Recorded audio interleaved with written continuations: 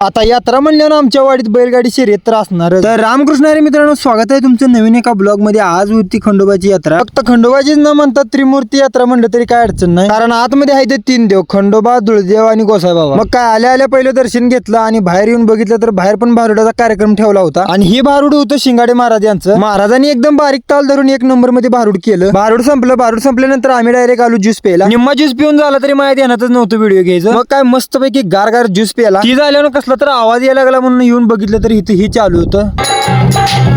आता या काकानी काय चुकी केली होती काय माहिती, स्वतःलाच मारून घ्यायला लागली होती. मग काय सगळा कार्यक्रम झाल्यानं सगळ्यांना बसवलं जेवायला. आता तुम्हाला पण माहितीच आहे आपण पहिल्या पंक्तीला काय जेवाय बसत नाही, थोडंफार पुण्यपत्रात बांधूनच बसतो. म्हणजे सगळ्यांना जेवाय वाढतोय. पोरांना म्हणलं आता बास करूया वाढायचं, आता जेवाय बसू. मग काय पद्धतशीर जेवायला बसलो. जेवायला बसल्यानंतर आम्हाला कोणच वाढत नाही, आम्ही सगळ्याला वाढतोय पण आम्हाला कोणच वाढत नाही. ती सगळं सोडा, ह्या मामाकडे जरा बघा. मामाच्या अंगात एकदमच देव संचारला. आता देव ही कुठला होता काय माहिती. मग काय थोड्या वेळानं आम्ही आलो मैदानावर बघितलं तर ही बैल दिसली. बैल कशी आहे तेवढी कमेंट मध्ये सांगा. शर्यतीला थोडा वेळ होता त्यामुळे सगळी इथे येऊन थांबली होती. गिरडी गावची बिराभाऊ पुकळे ही पण या मैदानावर आले होते, कारण त्यांची पण बैल होती. मग काय डायरेक्ट शर्यतीला झाली सुरुवात. बैल सुटली. बैल ज्या स्पीडने गेली होती त्या स्पीडने बैल माघारी येऊस तर गड्डी ट्रॅक्टरवर.